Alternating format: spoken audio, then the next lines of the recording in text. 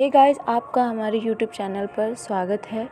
इससे पहले हमने 3 वीडियो अपलोड किया हुआ है। ये हमारा 4th वीडियो है। ठीक है, हम अपने टाइम को वेस्ट न करते हुए अपने क्वेश्चन की ओर चलते हैं। तो हमारे ये पहला क्वेश्चन पूछा गया है, भारत में पाए जाने वाला एकमात्र कपी है। हमें बताना है कि भारत में पाए जाने वाला।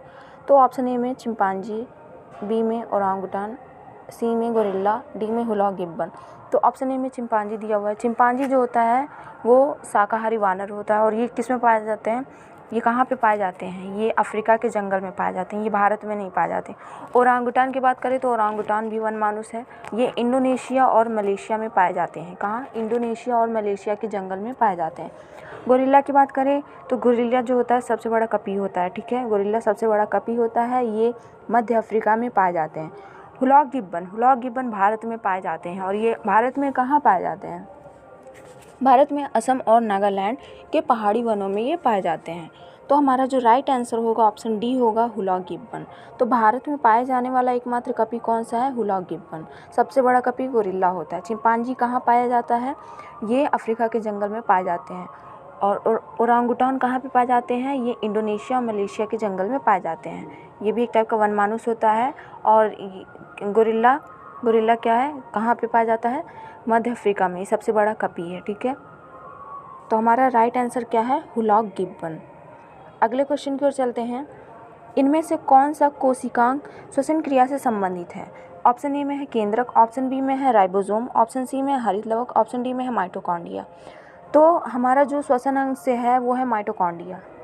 माइटोकॉन्ड्रिया को हम कोशिका का पावर हाउस भी कहते हैं और ये हर कोशिका के अंदर पाए जाते हैं। इनका जो मेन काम होता है ना माइटोकॉन्ड्रिया का, वो क्या करते हैं, ये हर कोशिका के हर हिस्से में ऊर्जा को पहुंचाना ही इनका काम होता है माइटोकॉन्ड्रिया का। तो ये इसे क्या कहते हैं? कोशिका का पावर हाउस कहते हैं। ठीक है, केंद्रक की बात करें तो केंद्रक क्या करता है, ये कोशिका के सभी कार्यों पर नियंत्रित करते हैं, साथ ही साथ कोशिका के विभाजन पर भी ये नियंत्रित करते हैं। ठीक है, राइबोसोम क्या होते हैं? राइबोसोम का काम क्या होता है कि इनका मेन काम होता है कि कोशिका के अंदर जो प्रोटीन संश्लेषण होता है ये इसमें हेल्प करते हैं, अमीनो अम्ल को जोड़ने में ये हेल्प करते हैं राइबोसोम। हरितलवक क्या होता है कि ये हरितलवक प्रकाश संश्लेषण की प्रक्रिया द्वारा जो कार्बोहाइड्रेट्स का निर्माण करते हैं। ठीक है, साथ ही साथ प्रोटीन, विटामिन, ग्लूकोज, इन सब का भी ये निर्माण करते हैं हरितलवक। तो यहाँ पे क्वेश्चन किया गया है कि इनमें से कौन सा कोशिकांग श्वसन क्रिया से संबंधित है? तो हमारा जो राइट आंसर होगा ऑप्शन डी होगा, माइटोकॉन्ड्रिया। माइटोकॉन्ड्रिया को कोशिका का पावर हाउस भी कहते हैं। ठीक है, अगले क्वेश्चन की ओर चलते हैं। ग्रीन हाउस गैसों की संकल्पना की थी। तो ग्रीन हाउस होता क्या है? तो ग्रीन हाउस में कौन कौन सी गैसें होती हैं? जो ग्रीन हाउस में गैस क्या क्या होंगी?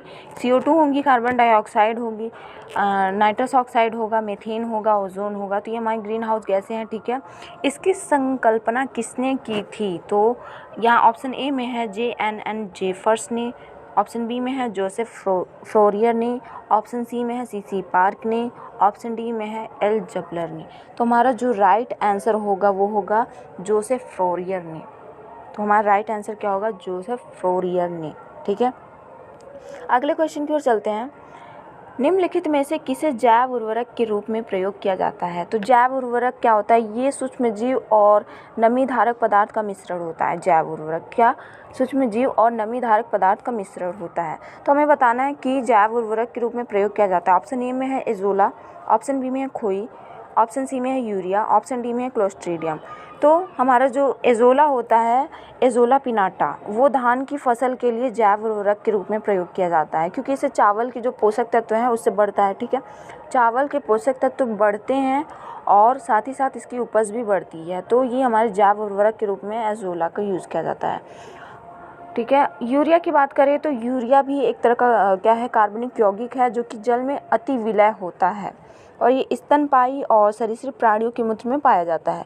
वहीं क्लोस्ट्रीडियम जो होता है एक बैक्टीरिया होता है, ये एनारोबिक बैक्टीरिया होता है और रॉड शेप के बैक्टीरिया होते हैं। तो हमारे यहाँ पे जो राइट आंसर है वो है एजोला। एजोला यहाँ पे क्या कह रहा है कि जैव उर्वरक के रूप में प्रयोग किया जाता है। तो एजोला पिनाटा जो है इसे जैव उर्वरक के रूप में किया जाता है। कौन सी फसल बढ़ाने में? तो धान की फसल की उपज को बढ़ाने में, साथ ही साथ इसके पोषक तत्व को भी बढ़ाता है। अगले क्वेश्चन की ओर चलते हैं। निम्न में से कौन सा प्राणी स्तनधारी नहीं है? ऑप्शन ए में है व्हेल, ऑप्शन बी में है मछली, ऑप्शन सी में है चमगादड़, ऑप्शन डी में है मनुष्य। व्हेल स्तनधारी प्राणी है, चमगादड़ भी स्तनधारी प्राणी है, मनुष्य भी स्तनधारी प्राणी है। तो हमारा जो ऑप्शन बी है मछली, वो स्तनधारी प्राणी नहीं है। ठीक है, हमारा जो ऑप्शन बी है मछली, वो स्तनधारी प्राणी नहीं है। तो हमारा जो राइट आंसर होगा मछली होगा। अगले क्वेश्चन की ओर चलते हैं। स्त्रियों में कौन सा हार्मोन्स स्टेरॉइड नहीं है? तो हमारा जो ये ऑप्शन ए है रिलैक्सिन, ऑप्शन बी है एस्ट्राडियोल, ऑप्शन सी है प्रोलैक्टिन, ऑप्शन डी है इनमें से कोई नहीं। तो रिलैक्सिन हार्मोन्स जो है ये स्टेरॉइड नहीं है। ठीक है, तो हमारा जो राइट आंसर होगा रिलैक्सिन। स्त्रियों में कौन सा हार्मोन्स स्टेरॉइड नहीं है? तो रिलैक्सिन हार्मोन्स स्टेरॉइड नहीं है। रिलैक्सिन हार्मोन्स का काम क्या हो रहा है कि जो गर्भवती महिलाएं होती हैं उनमें जब डिलीवरी के टाइम आता है तो फिर रिलैक्सिन हार्मोन्स का काम क्या रहता है कि जो मसल्स होंगे उनको लूज़ करने में, ताकि डिलीवरी आसानी से हो जाए, मसल्स को लूज़ करते हैं। तो रिलैक्सिन हार्मोन्स का यही काम होता है। वही एस्ट्राडियोल क्या करता है, ये एक तरह का एस्ट्रोजन हार्मोन्स है, ये स्टेरॉइड से संबंधित हार्मोन्स है एस्ट्राडियोल। प्रोलैक्टिन हार्मोन्स ये पॉलीपेप्टाइड हार्मोन्स होता है, ये लैक्टेशन में एंड ब्रीस्ट डेवलपमेंट में ये इसमें हेल्प करता है। तो हमारा जो यहाँ राइट आंसर होगा वो होगा रिलैक्सिन हार्मोन्स, जो कि स्टेरॉइड से संबंधित नहीं है। अगले क्वेश्चन की ओर चलते हैं। प्रथम वियुक्त प्रतिजैविकी कौन सा है? प्रथम वियुक्त प्रतिजैविकी कौन सा है? तो ऑप्शन ए में है नियोमाइसिन, ऑप्शन बी में है पेनिसिलिन, ऑप्शन सी में है टेरामाइसिन, ऑप्शन डी में है स्ट्रेप्टोमाइसिन। तो हमारे यहाँ जो राइट आंसर होगा पेनिसिलिन होगा। तो पेनिसिलिन जो है ये क्या है, पहली एंटीबायोटिक मेडिसिन है पेनिसिलिन। ठीक है, इसकी जो खोज की, पेनिसिलिन की खोज किसने की? तो पेनिसिलिन की खोज अलेक्जेंडर फ्लेमिंग ने की थी। कब की थी? 28 सितंबर 1928 को की थी। किस में की थी? 1928 में की थी। 28 सितंबर 1928 में की थी पेनिसिलिन की खोज। ठीक है, ये क्या करता है पेनिसिलिन? एक तरह का ये एंटीबायोटिक है। तो ये क्या करेगा? जीवाणु को किल करेगा, जीवाणु को मारेगा, और तो और जीवाणु के जो विकास हो रहा है उसको रोकने का काम भी ये एंटीबायोटिक का है। ठीक है, तो हमारे यहाँ राइट आंसर क्या होगा? ऑप्शन बी पेनिसिलिन, जो कि एक प्रथम वियुक्त प्रतिजैविक है। अगले क्वेश्चन की ओर चलते हैं। शल्य क्रिया में आर्थ्रोप्लास्टी क्या है? हमें बताना है कि शल्य क्रिया में आर्थ्रोप्लास्टी क्या है। ऑप्शन ए में है open heart surgery, option B में है गुर्दा प्रत्यारोपण, ऑप्शन सी में है कूल्हे के जोड़ का प्रतिस्थापन, ऑप्शन डी में है रुधिरादान।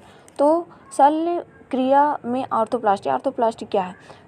तो हम जानेंगे कि ये क्या होता है कि जोड़ के फिर से काम करने के लिए आर्थ्रोप्लास्टी नाम का शल्य जो क्रिया है, शल्य क्रिया का उपयोग किया जाता है। क्या मतलब कि जोड़ के फिर से काम करने के लिए आर्थ्रोप्लास्टी नाम का शल्य क्रिया का उपयोग किया जाता है। और ये किस में किया जाता है? घुटने में, घुटने के जोड़ के प्रतिस्थापन में, कूल्हे के जोड़ के प्रतिस्थापन में, कंधे के जोड़ के प्रतिस्थापन में इसका प्रयोग किया जाता है। तो हमारे यहाँ जो राइट आंसर होगा वो होगा ऑप्शन सी, ये कूल्हे के जोड़ का प्रतिस्थापन इसमें किया जा रहा है आर्थ्रोप्लास्टी, मतलब जोड़ के फिर से काम करने के लिए। ठीक है, जोड़ के फिर से काम करने के लिए। ओपन हार्ट सर्जरी क्या है? ओपन हार्ट सर्जरी में क्या होता है कि ये छाती पर चीरा लगा करके हृदय में जो भी मांसपेशियाँ होंगी, वॉल होंगी, धमनियाँ होंगी, इनकी सर्जरी की जाती है। तो ओपन हार्ट सर्जरी में यही होता है। वही गुर्दा प्रत्यारोपण, ये किडनी ट्रांसप्लांट होता है। ठीक है, तो हमारे यहाँ पे जो राइट आंसर है कूल्हे के जोड़ का प्रतिस्थापन, जो कि शल्य क्रिया में आर्थ्रोप्लास्टी है। अगले क्वेश्चन की ओर चलते हैं।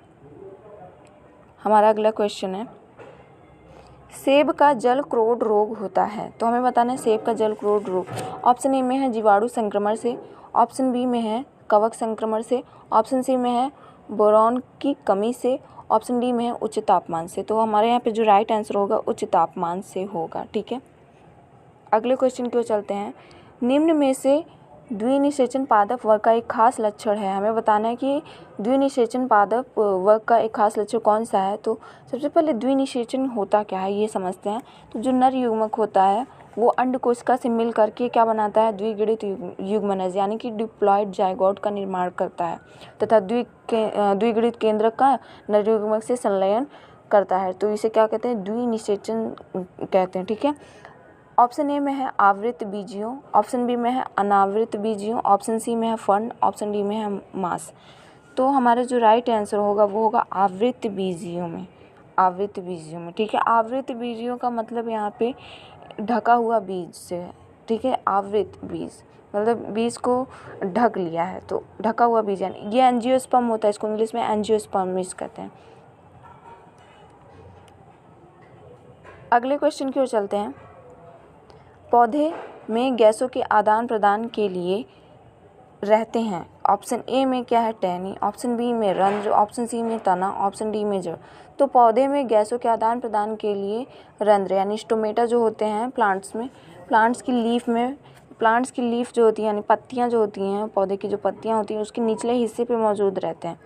तो रंध्र जो स्टोमेटा हैं ये क्या करते हैं, इनका जो मेन काम क्या है, गैस का आदान प्रदान करना, मतलब कि वातावरण से CO2 को लेते हैं, ठीक है, और वातावरण में O2 को रिलीज़ करते हैं। CO2 लेंगे, O2 रिलीज़ करेंगे। ये स्टोमेटा से गैस का आदान प्रदान होता है और साथ ही वाष्पोत्सर्जन की क्रिया में सहायक होते हैं। वाष्पोत्सर्जन की क्रिया में ये सहायक होते हैं, ठीक है।